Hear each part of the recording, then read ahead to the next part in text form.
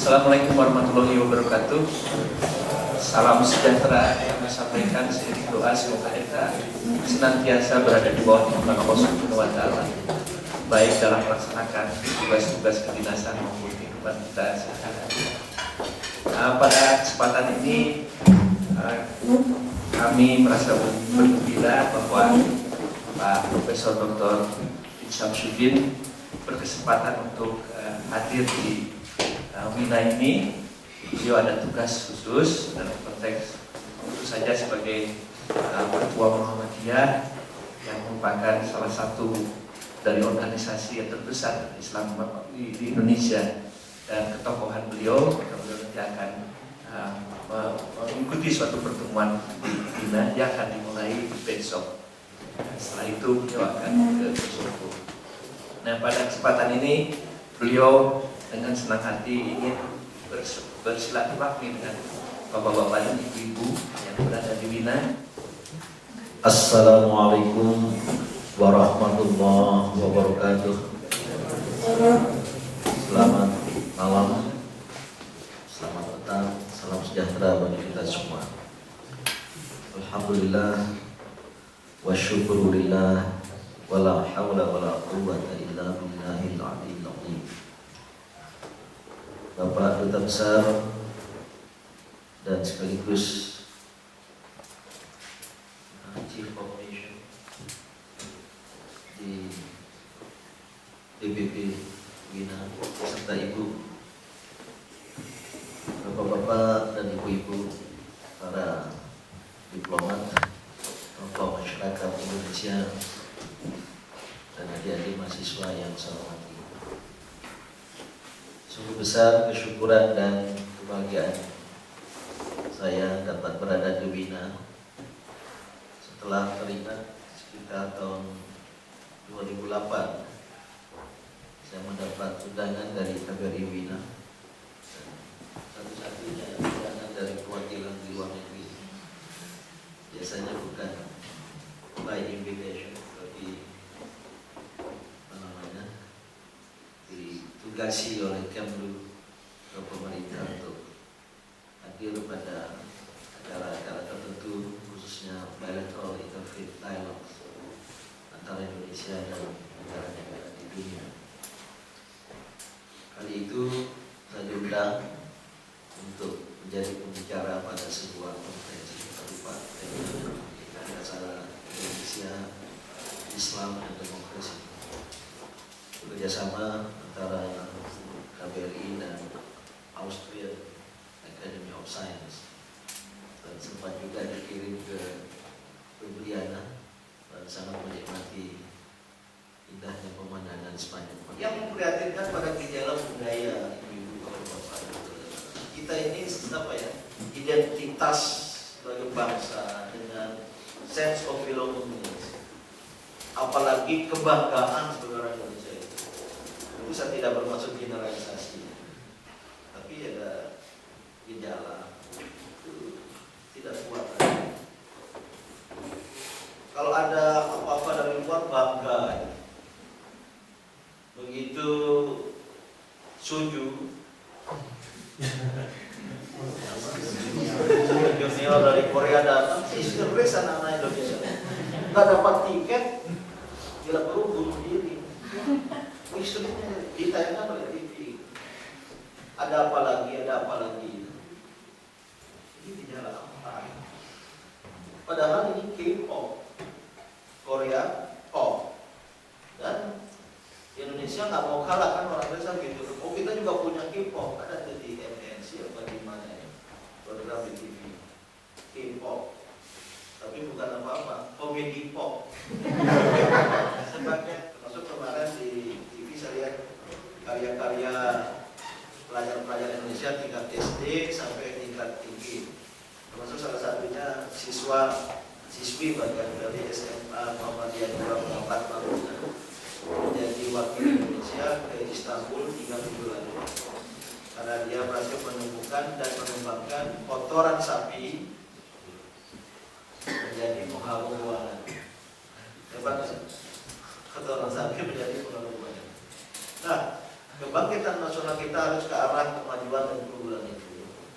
Cuma ini saya ingin itu kita tidak punya kesiapan dengan dua hal yang berjangka panjang yang saya sebut tadi, strategi kebudayaan apa yang harus kita susun.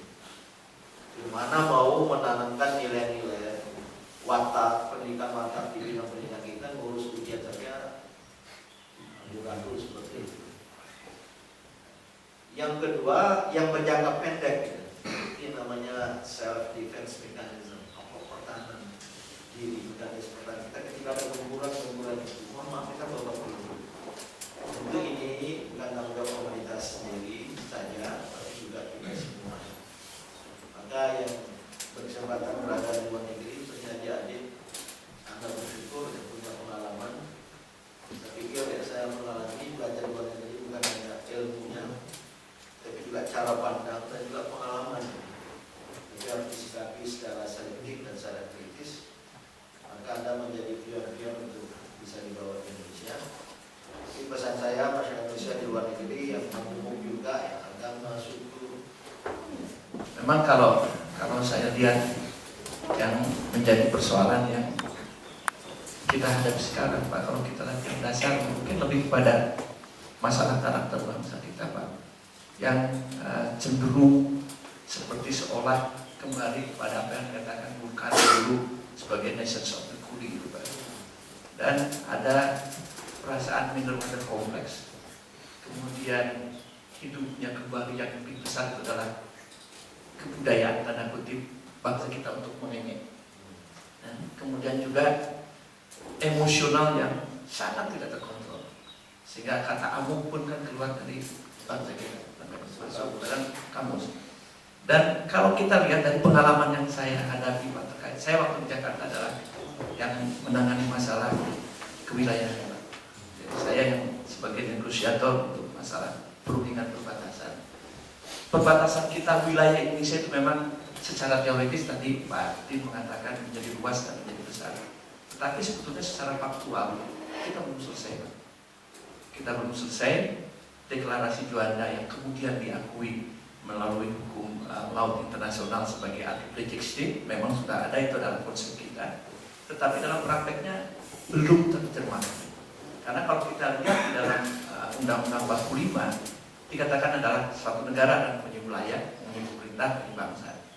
Di dalam Undang-Undang 45 tidak jelas dan tidak ada apa batasan wilayah kita. Mana sih wilayah Indonesia itu? Yang mana? Nggak ada di dalam Undang-Undang 45. Nah, di sini tantangan kita. Nah, kemudian kita kan hanya kemudian merujuk kepada konteks hukum internasional yang mengatakan uti possidetis juris. Jadi wilayah negara Indonesia adalah mengikuti wilayah dari negara penjajahnya. Hanya itu, Pak. Nah, kemudian kan sekarang direfleksikan, diimplementasikan dengan konteks hukum laut itu. Memang kalau nilai situ yang tadi Bapak katakan dulu kan hanya di lingkar setiap pulau itu 3 mil, sehingga tidak ada suatu kesatuan. Dengan adanya anti-pledging state ini menjadi konteks penarikan garis. Tetapi pada faktanya kita sekarang kan berbatasan dengan 10 negara, 3 di darat dan 10 di laut. Ini belum semuanya selesai. Karena untuk masalah wilayah tidak bisa suatu negara, baik itu bentuk hukum internasional maupun hukum nasional, tidak bisa menetapkan wilayahnya secara unilateral. Harus melalui perundingan. Kita dengan India, kalau kita lihat dari barat, kita baru mempunyai landas kontinen, ZTE-nya belum ada. Karena memang itu sudah lebih dari 12 nautical mile, jadi itu sudah konteksnya sudah bukan sovereignty lagi, tapi sovereign rights, yaitu untuk eksplorasi dan eksploitasi sumber-sumber nasional baik itu di dasar laut maupun di kolom air. Itu adalah dengan India baru ada landas kontinen. ZTE-nya belum, kita masih sedang untuk berunding. Kemudian ke arah timurnya dengan Thailand, kita juga baru selesai di landas kontinen, ZTE belum. Dengan Malaysia di Selat Malaka kita ada landas kontinennya, ZTE-nya juga belum. Sebagian untuk ke bawah lagi di Selat Malaka yang menuju Selat Singapura kita malah belum menyelesaikan laut wilayahnya. Dengan Singapura di bagian timurnya belum selesai, di dua bagian di Changi, Batam itu belum selesai. Ke Laut Cina Selatan kita dengan Malaysia baru landas kontinen 69, CTE-nya belum. Kemudian ke atasnya dengan Vietnam baru landas kontinen, CTE-nya belum. Kemudian ke wilayah Kalimantan yang di sebelah ke timur, yang Laut Sulawesi, sama sekali dengan Malaysia, laut wilayah belum, CTE belum, landas kontinen belum. Dengan Filipina, saya orang awak dari Pariaman yang merantau dan menetap di Wina. Nama saya Syahruluddin, saya bekerja sebagai country officer di OPEC Fund for International Development. Saya ingin share dua informasi dan satu pertanyaan kalau boleh Pak.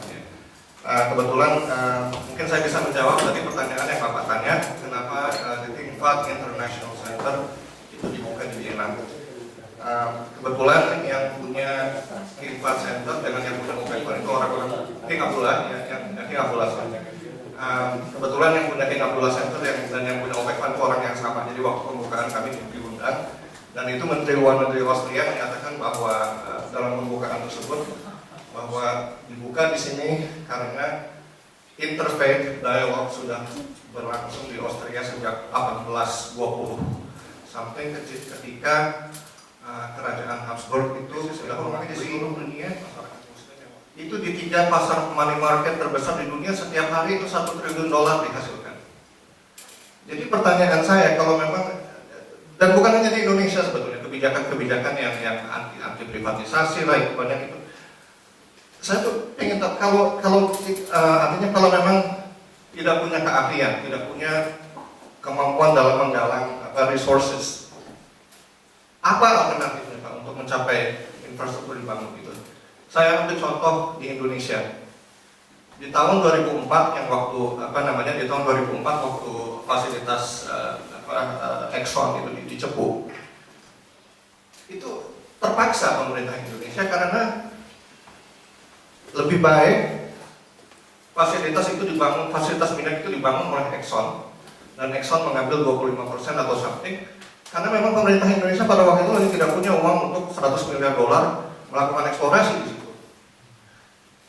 Jadi mendapatkan 75% dari minyak itu lebih baik daripada tidak sama sekali kalau tidak eksplorasi dilakukan. Jadi pertanyaan saya sekali lagi Pak, kalau alternatif apa kira-kira kalau memang pemerintah tidak bisa mendapatkan uang dari swasta asing, swasta Indonesia, sama saja tidak ada bedanya. Karena memang inilah dinilai sekarang untuk penyediaan infrastruktur itu solusi terbaik adalah yang diterapkan di seluruh dunia negara berkembang adalah melalui PPP. Terima kasih. Menarik tadi apa yang disampaikan oleh Pak Din Syamsuddin dan juga oleh Pak Dubes mengenai kedaulatan Indonesia dan juga bagaimana kita mencoba untuk mempertahankan karakter bangsa Indonesia itu Pak. Saya ada pertanyaan Pak, sebetulnya mungkin pertanyaan yang mungkin mudah gitu, yaitu adalah ketika kita melihat bahwa saat ini dunia ini penuh dengan apa yang dinamakan dengan globalisasi, kemudian liberalisasi pers dan segala macam, kemudian ini menjadi ada hal yang bisa menggerus perbedaan kita sebagai bangsa Indonesia yang berdaulat gitu. Kalau menurut Pak Din Syamsuddin, bagaimana karakter yang kita butuhkan sebagai anak-anak bangsa Indonesia gitu yang tinggal di Indonesia, yang tadi disebutkan jangan sampai kemudian hanya kenal K-pop atau apa gitu. Apakah kemudian kita mencoba untuk merasa bangga dengan budaya Indonesia sendiri yang demikian kaya, yang demikian banyak gitu ya. Di sini di Austria sendiri saya melihat bahwa teman-teman warga Indonesia di sini demikian bangganya dengan budaya Indonesia gitu. Bagaimana menurut Bapak gitu? Apa yang bisa kita lakukan di era globalisasi ini untuk kemudian kita merasa bahwa Indonesia kita harus bangga dengan. Saya ingin mengulang sebuah pertanyaan yang mungkin sudah pernah Bapak dengar gitu. Pertanyaannya adalah saat kita melihat Undang-Undang Dasar 45 pasal 33, di situ yang hasil amandemen yang terakhir, di situ ada 4 ayat. Ayat 1, 2, 3 itu menunjukkan sebuah ekonomi kerakyatan. Sedangkan pasal 4, ayat 4 di mana di situ ada frasa kata efisiensi. Di situ yang saya artikan adalah sebuah ekonomi kapitalis. Jadi dalam UUD 45 itu ada sebuah kontradiksi antara ekonomi kerakyatan dan ekonomi kapitalis. Sekarang saya tanyakan bagaimana pandangan Bapak atas kontradiksi ini, di mana sebagai pemerintah atau sebagai rakyat saat kita akan melakukan sebuah kegiatan yang berekonomi kerakyatan, tapi kita terbentur juga dengan sebuah sistem kapitalis, di mana yang telah dijelaskan pada ayat 4 tersebut. Terima kasih.